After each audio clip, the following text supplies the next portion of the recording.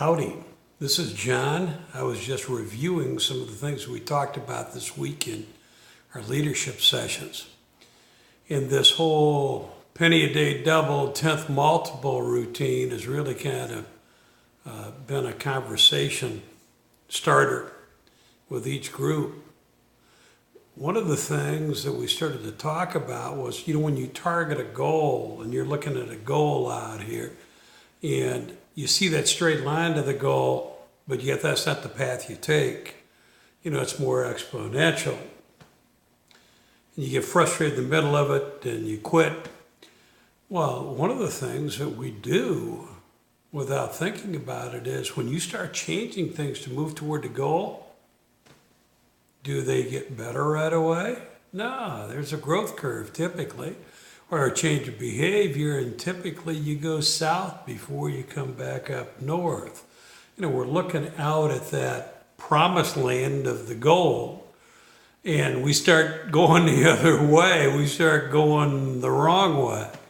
And I've seen that with goals, personal and business.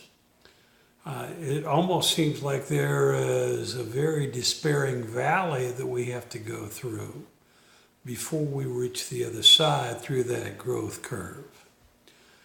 One of the things is that when we start out, we're incompetent, we don't even know it.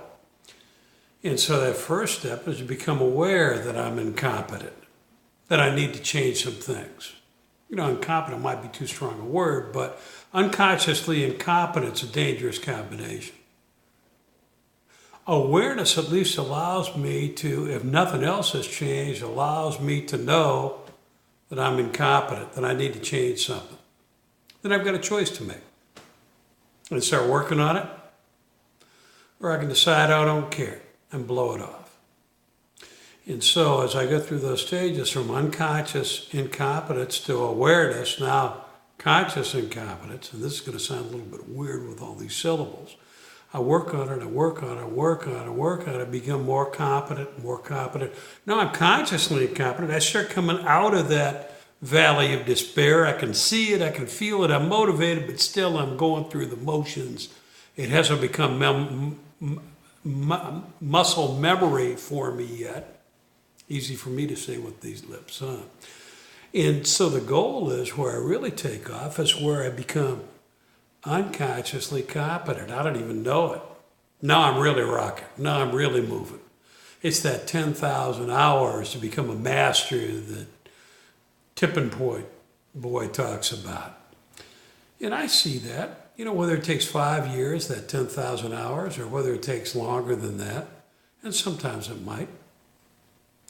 Just some thoughts to think about. Conscious incompetence, unconscious competence at the other end of the spectrum, the valley of despair. I think all these things can allow us to push through some stuff that's pretty hard. That's what I got for